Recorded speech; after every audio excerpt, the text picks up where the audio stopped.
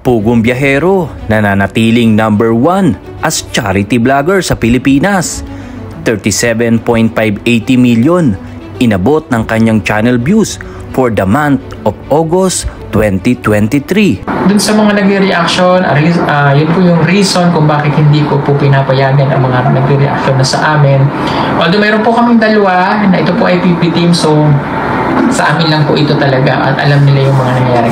Si PB team natin na si Dogs TV at si Marites Dudes, yan, ito naman po ay pinsan ko, so wala pong problema. Kamag-anak namin, so second cousin. So alam nila po yung nag-istorya at ito'y matagal na rin sa amin. So yun lang yung pinapayagan namin. The rest wala na kami pinapayagan. Respect na lang po. Pugong Biyahero, nananatiling number 1 as charity vlogger sa buong Pilipinas. Umabot nga ang kanyang views na halos 37.580 million for the month of August 2023. Mayroon man pinagdaanan si Pugong Biyahero at ilan lang ang na-upload niya sa nakaraang buwan, ay nananatili pa rin ang kanyang views as number 1. Di lang po sa numero, kundi number 1 din siya sa mga puso ng kanyang mga taga-subaybay. Sadyang minahal si Pugong Biyahero ng mga tao sa kanyang katangiang matulungin, mapagkumbaba at makadiyos.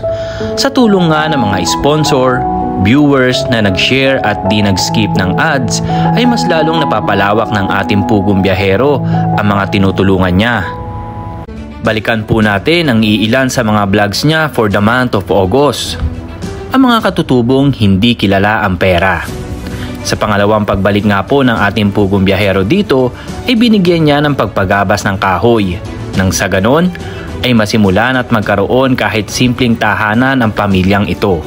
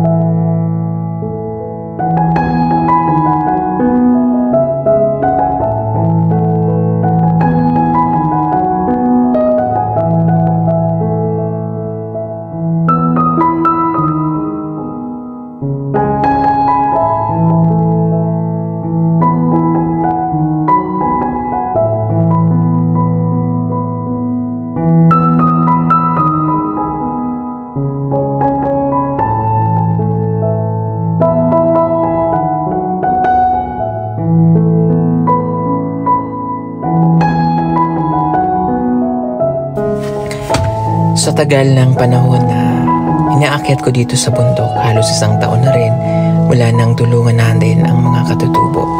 Iba't iba ng tahanan at iba't ibang mga tao na nakasalumuhan natin. At iba-iba rin sila ng pamumuhay.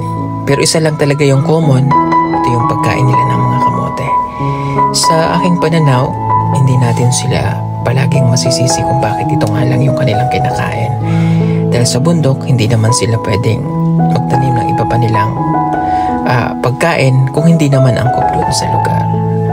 Ang kakulangan, syempre yung pera at hanap buhay. Sila nabubuhay sa pagtatanim ng mga pagkain nila na yun lamang yung kailangan. At isa sa mga natutunan ko talaga, ito yung salitang kakontentuhan. Yung maging kontento sa kung ano yung pinagkaloob sa atin. At hindi natin kailangang maghangad ng iba. Tulad nila, sila ay nasanay sa ganito at ito yung kanilang nakagisnan. Pagkain ng kamote, pagkain ng iba pang mga pwedeng kainin sa bundok. Maaring nasasabi natin na bakit hindi sila nagtatanim ng ganito? Bakit hindi sila maging masipag? Masisipag po sila. Pero ito dahil yung kanilang kultura, Yung paggalang at respeto po yung kailangan nating ibigay sa kanila. Napakalayo pa nila sa atin. Yung mga natutunan natin sa mundo ng kaunlaran, yung wala sila. Marahil ganito sila dahil walang nagturo sa kanila nito. At yun yung palagi kong inaiintindihan. Kung siguro may nagturo sa kanila sa bundok agad ng mga panahon ng una, maaring natutunan din nila yung ganito. Yung pag-aaral ang isa sa pinakamahalagang sandata nila. Yung bahay na dahon-dahon, nagagawa nila na ganyan ang kanilang tahanan dahil wala silang pera na ipambibili ng mas maayos na materyales. Pero hindi sila nagrereklamo. Kung ano lamang ang mayroong makukuha sa bundok, gagawin nilang tahanan. Bakit hindi nila inaayos? O bakit hinahayaan nilang dahon-dahon lang? Dahil tulad ng nasabi ko nung mga nakaraan, wala silang permanenteng lugar na talaga nilang masasabing kanilang pinagtutuluyan. Ang pangalawa, ang pagbisita ni Pugong Biyahero sa mga pinatayuang bahay na kung saan tinitingnan niya kung sino ang may pinakamalinis na bahay at bilang gantimpala, binibigyan niya ito ng premyo dahil nakikita niya ang pagpapahalaga at pag-aalaga sa bahay na pinagkaloob niya, katuwang ang mababait na mga sponsor. Yung pagbibisita ako, tuwan-tuwa ako pag nakikita ko na malinis ang bahay, yung wala kang masabi, yung bang, siyempre diba, actually, parang sabihin natin tapos na tayo sa obligasyon natin sa kanila, pero hindi po yun doon natatapos. Kaya dahil natuwa ako dahil para yung kay Nanay Lorna na pag bumisita ka, ma-amaze ka sa napakalinis na bahay. So at dahil malinis ang bahay mo, may award kayo sa akin. Diba? Dahil malinis ang bahay nyo, bibigyan ko po kayo ng 5,000. Ha? Diba? Dahil katulad nung kay Nanay Lorna ng pagbisita natin, malinis ang kanilang bahay. So, ibig sabihin, pinapahalagahan po nila ang mga tulong na natatanggap nila mula sa atin. So, matagal na, ilang ba na rin to? Nang pumunta sila dito? 4 months ago na. 4 months ago na. So, kahit hindi po kami pumupunta, kahit hindi kami laging nandito, malinis ang bahay. Kaya palakpakan! And the award goes to Pamilya ni Judy Ann. Ito ha. Ito ay award ninyo dahil mga special award to, no? Yung biglang bibisita na malinis ang bahay, meron kang 5,000. Okay? Pabibilin mo na ng gamit ang iyong ibang kapatid, ha? Yes, sir. Congratulations. Panatili yung malinis ang bahay, ha? Yes, sir. Okay. Ito hindi ko naman sinasabi na yung iba ay hindi nalilinis ng bahay. Siyempre ito, bonus na nga lang dahil mayroong mga special guesting, special visit na mamamangha ka na yung bang pagbisita mo hindi mo hoy maglinis kayo kasi darating ka, hindi ganon. Yung bigla-bigla darating ka. Nung bumibisita ka ba dito, malinis talaga? Malinis talaga. Okay, diba? Kaya sa inyo to, deserve. Thank you po, sir. Panatiliing.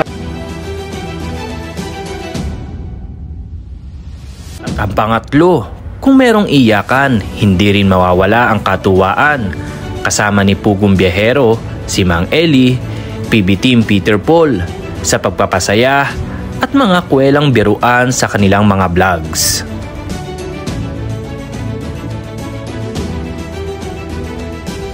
I'm feeling lonely.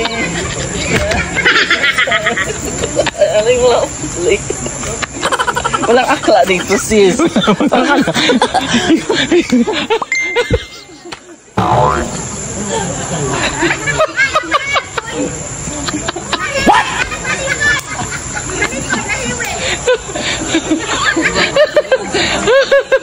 Magandang dilag.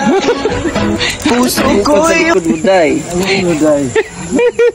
Ginagawa mo. Ang mapa mo dahil. Meron ka rin palang Luzon, Visayas, Mindanao dahil. Kita mo ba? Nakikita ko dahil. Hindi dahil. Ayun sila dahil. Ang dami dahil. Kita mo yun? Ganyan dahil. Sabi mo. Saan sa'yo dun dahil? Tara dahil. Kung ako sinilas dahil. Paaday. I'm feeling lonely.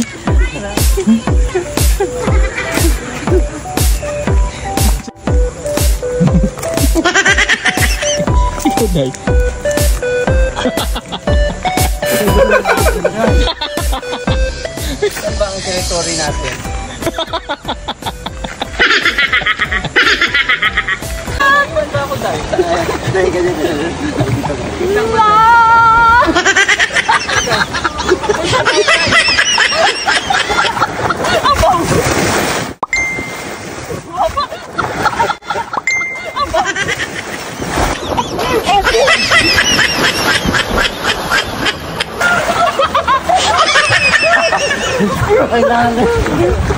Pang-apat, matapos ang kasiyahan at biruan, dumako naman tayo sa karangalan.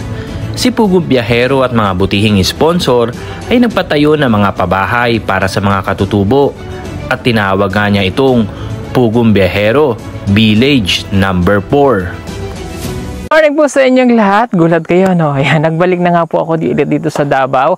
Makalipas ang halos tatlong linggo na hindi po kami nakabalik dito. At ngayon ipapakita po namin sa inyo ang ating mga ipinapagawang mga pabahay para sa mga katutubo. Mag-a-update po ulit tayo. Ito po yung Pugong Biyahero Village Number 4. At ito na nga, ay mula dito sa kinatatayuan ko, tanaw na tanaw ko yung mga pinapagawa natin. At I'm so excited na i-share na po ito sa inyo, kaya let's go!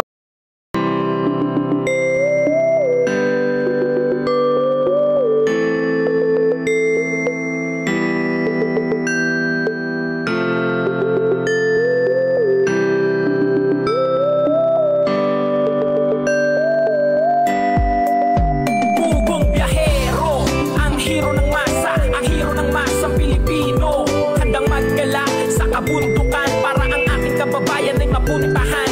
Ang Pugong Biyahero, handa na tulungan malayong kababayan na nangangailangan. Hindi namimili kahit pa na sino. Pugong Biyahero, hero ng masang Pilipino. Sumama ka sa biyahe, pwede kahit na ikay walang pamasahe. Kahit sang lugar ay pupunta, kahit na gano'ng katarik susukungin niya. Walang makakapigil kay Pugong Biyahero dahil meron.